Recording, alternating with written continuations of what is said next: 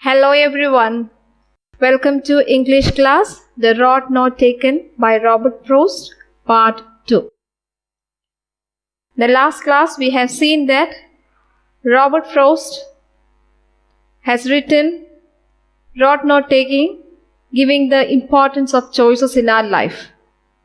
As we all know that this poem is about our life, the decisions that we are taking in our life. And he was also admitting the fact that after taking decisions, we should not pave way for regretting later in life. Whichever way you go, you need to have an optimism in order to reach the destination.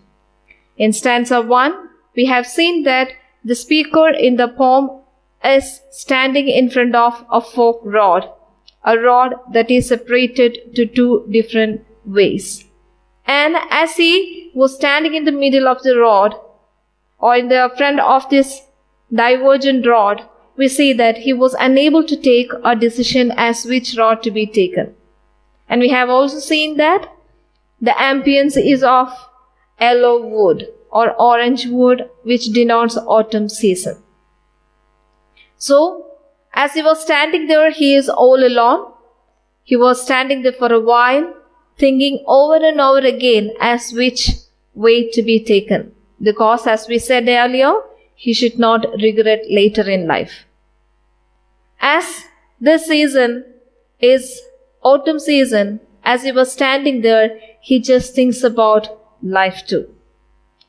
And we see that as he was standing there, he had made a keen look on the two rods. And he could not reach, or he could not have a good vision at the end of the rod, as it was filled with what? Dense plants or trees. Because it's a forest. Isn't it? So he was standing there unable to take a decision. The first stanza revealed that he was totally confused as which rod to be taken. He doesn't know which path is right or which path is wrong. But he had only one choice in life, as he need to take only one path. He was standing there. And as he was looking thoroughly through the two rods, we see that he could only see some forest or thick plants or trees there. Now coming to stanza 2. Here in stanza 2, we can see that the poet is taking a decision. In stanza 1, we have seen that he was confused. But in stanza 2, here he says that then took the other, as just as fair, and having perhaps the better claim, because it was grassy and wanted wear, though as for that the passing there had warned them really about the same. So in this stanza, what we see here is the poet is taking a decision as which rod should I take. Then he thought of taking the other. Other means the second one. Okay?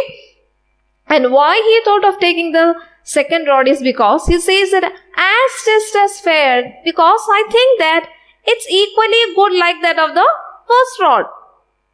Maybe he might have made a good inspection regarding these two rods, and he might have witnessed that the first one is used by many, or it was travel. People might have traveled in the first rod, and the second rod seems to be as good as the first rod. So he says that then took the other. Other means the second rod, because it is as good or it is equally good like that of the first rod. That is the justification that he was giving here in this second stanza.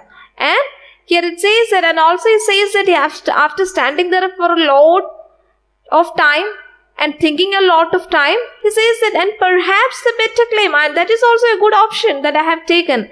Why he thought of taking the second rod is because it was grassy and wanted wear. What is that? It was grassy means it was not worn out as I see in the first rod. Because it was grassy, it was filled with grass, or maybe the leaves which was fallen, because it's autumn season, isn't it? And it's about, the leaves are about to fall, isn't it? Definitely this rod is filled with fresh grass or leaves. and wanted wear. Wanted wear means what? And I hope that this road was not much taken by any travelers who went before me. So he thought of taking a new option. Why can't I travel in the place where people ignored? So he thought of taking an option that let me not travel the way that people usually used to travel. Let me take the second one. The reason he highlights here is because it was grassy and wanted wear. Because it was not used by many people. And what happened? He took the decision. What was the decision? That is, after thinking a lot, and he thought that let me take the road that was less traveled by many. What line or which line says that it was less traveled by many? This line. What is that?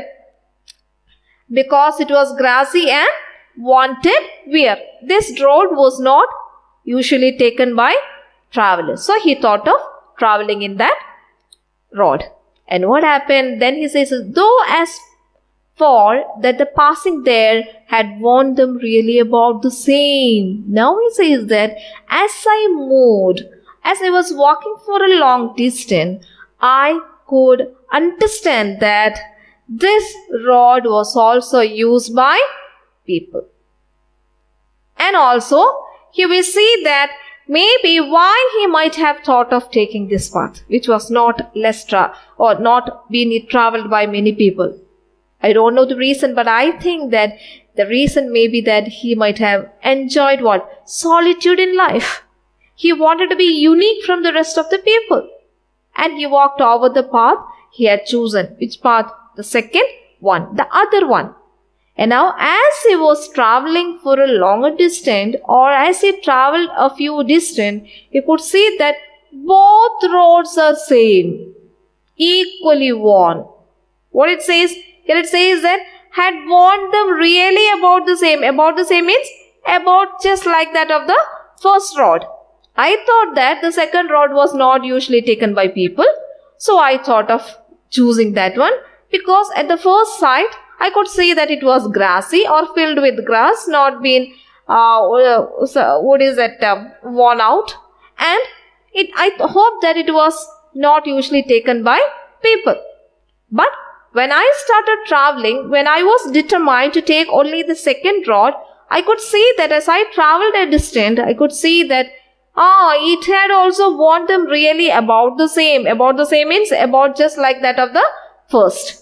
And he thought not to look back once he had taken the decision. And he never thought of whatever the consequence be. His determination or his choice of life. And he thought of looking forward only. And here, what we see here is, it is the difference that makes us all. What is that? Because we need to be unique. We need to have a decision of our own. Why should we look at the decision taken by others? Why should we follow the path which was taken by others? We should have a look or perception about our own life. That is what highlighted in this stanza, that the poet took the road which was less traveled. After thinking a lot, maybe he enjoys the solitude and he had a great determination that I will go for this road whatever the consequence be. I am not going to look back. And it was your choice that makes it all difference, that you wanted to travel with the ones that people used to, or do you wanted to choose a one rare that people less used. Your choice has great significance in your life. And you should also understand that once you have taken this decision, you can't go back or you can't come back and keep moving, isn't it? Whatever decision you have taken, you must keep on moving. This is what the second stanza just talks about. Okay? And also in the second stanza, I have just given different colors to some letters that is related to the poetic device that we see at last. Okay, now coming to the third stanza. Here, third stanza, we see that the poet says that, and both that morning equally lay in leaves no step had trodden back. Oh, I kept the first for another day, yet knowing how way leads on to way. I doubted if I ever would come back. If I should ever come back. This is what he says in stanza 3. Here we see that his justification for his decision was said in stanza 3. And what he says here? And both that morning equally lay in leaves, no step had trodden back. Now he says that why? Let me make a clear justification about why I thought of taking the second path once again. And also says that when I came in the forked rod, on the separated rod, I could say that maybe because the early morning, both the rod is covered with what? Covered with leaves, green leaves. And no one had traveled before me in the particular day. So I thought that, I think the second rod, let me take it and go. And he thought that, if I get another chance, let me move on to the first rod, the second chance. That means, I kept the first for another day. I can travel in that rod when I come here for the second time. So he says that, and both that morning equally lay in leaves, no step had trodden black, which means what? Till this time, when I came here, no one has traveled before me. All the leaves which had fallen on the rod stay just like that without get pressed or without being traveled by anyone. Okay, that's why it says that in leaves no step had trodden black. No one had stepped on. It's me who is going to take the first step. And it says that, looking at the first rod, he said, if I get another chance, definitely when I come here for the second time, definitely I'll take the first rod. Okay, that's why it says that, I kept the first for another day. He was just thinking, let me use this rod another time. Yet knowing how way leads on to way, I doubted if I should ever come back. As he was moving, as he was just walking through the second rod, he thought that the second time I'll take the first rod. But all of a sudden he thinks that, I know one thing that, what is that? One rod leads to another. That means life just goes on. And it will give very rare option for you to look back and walk through the rod in which you once ignored. So that's why the poet says that I doubted. I'm not sure if I can come back. Because as I travel, definitely I'll take from this rod to another rod, from that rod to another rod. It goes on likewise. I may not get a chance to come back. So that's why it says that I doubted. I'm not sure if I should ever come back to take the first rod again. Okay, this is what he was just talking or giving a justification regarding his decision. Here it says that both rods were filled with leaves untouched. No one has stepped on until he reached there. And it says that the speaker says that I am the first traveler of the day. That's why here it says that in leaves no step had trodden black. No one had stepped on until I came here. I am the first person to travel on this fine morning. And he thought of taking the first rod for another day or another time. Then after traveling a distance, the speaker understood that both rods were used and worn out, and he was sure that one rod leads to another and there is less chance of going back to travel the first rod again. This is what we see in stanza 2 and in stanza 3. I hope you understood what stanza 2 and what stanza 3 talks about. First one is about decision and second one is about the justification that he is finding for taking the second rod. Okay. Now let's have a quick look on the poetic device in stanza 2 and 3. Okay. As I told you, in stanza 2, I have just given a color for V. What is the sound is repeated here? V. That is wanted V. The sound, consonant sound V is repeated So what is the poetic device? The poetic device is alliteration. What is alliteration? Repetition of speech sound. In that stanza, wanted, were is repeated. The sound were is repeated. So alliteration. And also, then we can see that in stanza 3, oh, I kept the first four, The sound for is repeated, and what is the poetic device? It's alliteration. Okay? Then one more is also there. Though, that. Okay? Here in stanza 2, though, as for that, the sound is repeated. So again, what is here? Alliteration. The poetic device, alliteration. Then what is it? Symbolism. What is symbolism? As I told you at the beginning of the poem, 2 rods represent what? 2 choices in life. But you can take only 1 choice, isn't it?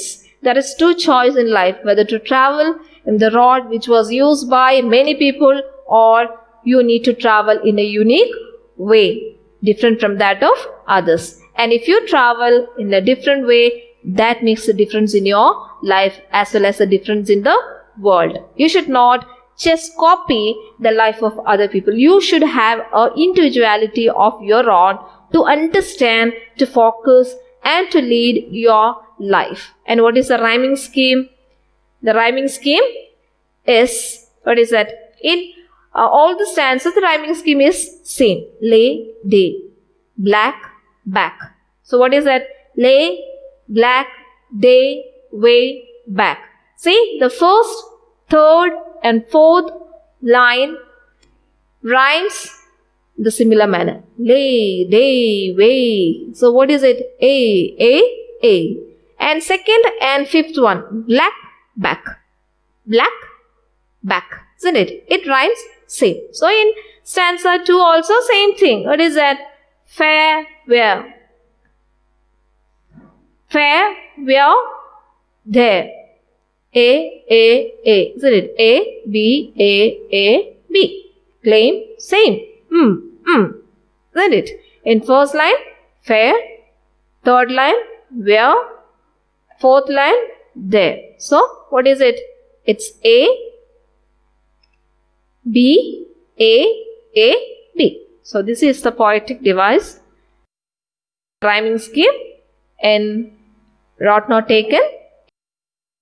A, B in all stanzas. Okay. Thank you, my dear students. Have a great day.